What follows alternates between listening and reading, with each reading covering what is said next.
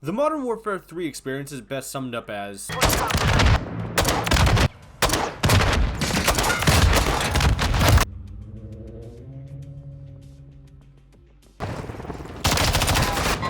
long matchmaking queues, high intensity nostalgia, and an operator skin that is so broken and so heavily abused by the sweats of the game, you're gonna want to take your PlayStation and dump it on the freeway. And is that a bit of an overreaction? Maybe. But there's nothing more terrifying or frustrating than logging into a game of multiplayer and seeing the entire opposite team running the same exact skin as one another. With that being said, being the troll I am, I spent the last week grinding my heart out just to obtain the New Age Rose skin. That way I could blend in with environments like Wasteland or State, and at least make my opponents think I had a combination of G Fuel and Adderall flowing through my veins, so that way I could give the illusion that I was better than I really am. Shout out to and I really should just give a quick shout out to those who keep bragging in my lobbies about being the top of their team while simultaneously using the second most broken skin in Call of Duty history and using one of the most broken loadouts to date. Shut the fuck up. Speaking of metas, from the minute you log into a game of Modern Warfare 3, you're going to find 90% of the lobby using 3 weapons. The DG58, which is a 3-round burst rifle, the Holger, which is just the G36 from Call of Duty 4, and the WSP, which is just an Uzi. These 3 weapons are like rats in New York. You'll find them everywhere, and no matter what you do, like take an RGL to cause them to have a hissy, they just continue to come back. And that's not me hating. Like, if you gotta use a meta weapon just to survive, I completely get it. I mean, that's just the name of the game these days. Personally, I prefer the Holger out of the 3 of these weapons because I literally just ran the red dot sight for like the longest time, and I felt like I was using the original ACR, which, like, me using the Holger and doing well with it could have actually just been a part of me doing the whole...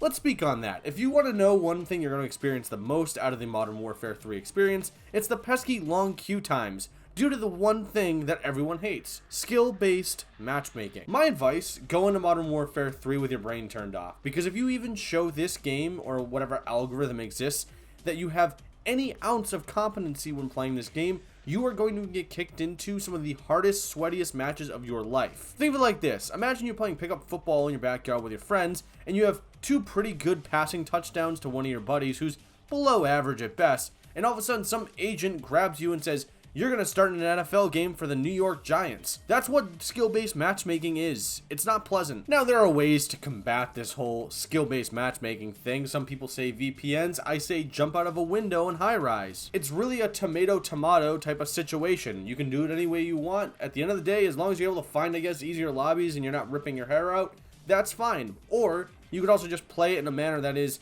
a video game and you just don't care. That's what I've been doing the last few days. But I really want to talk about the nostalgia of this game. The Modern Warfare 2 maps, some play really well, some play really badly. But no matter which way they play, they all look super beautiful in the new Call of Duty engine. And it seems like the developers have done a really good job of not only making these extremely beautiful, but keeping a lot of the little Easter eggs and glitches that made the maps extremely fun, and even making these glitches that made the maps fun, or like little jump spots, kind of a part of the map, which is pretty cool. I mean, one of my favorite Easter eggs was in the map Underpass, where you could shoot that door and the little old lady would come out. The fact that they put that back into the game was honestly amazing. And if the multiplayer side of everything doesn't tickle your fancy, you can go play the zombies mode, which I've kind of changed my tune about. I mean, don't get me wrong, super lazy mode. It's like they just went, here's DMZ, what we put zombies in the map. It's extremely lazy, but it's extremely fun at the same time. I was just playing with a bunch of randoms, and I had some of the most fun I've had in zombies in a long time, and it's a mode that I will continue to play.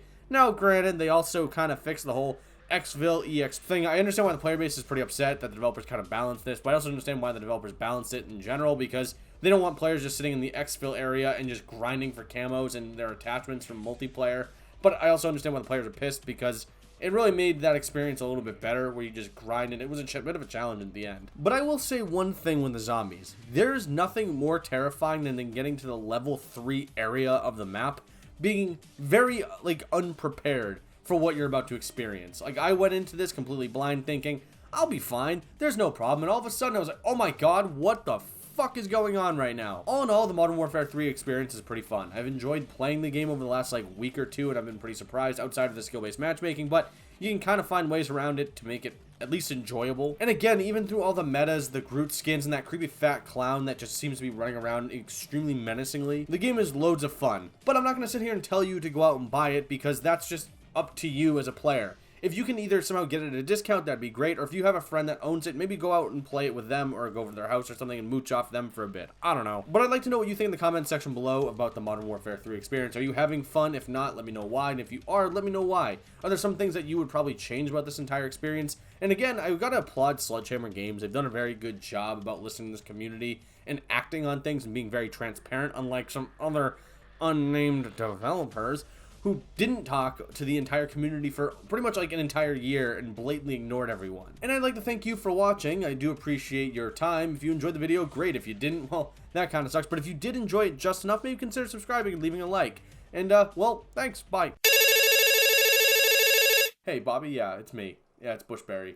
I made that video that you wanted me to make about Modern Warfare 3, just the entire experience being really good. That way you could sell copies. What? What do you mean you're not going to pay me? What do you mean you're not the CEO of the company anymore?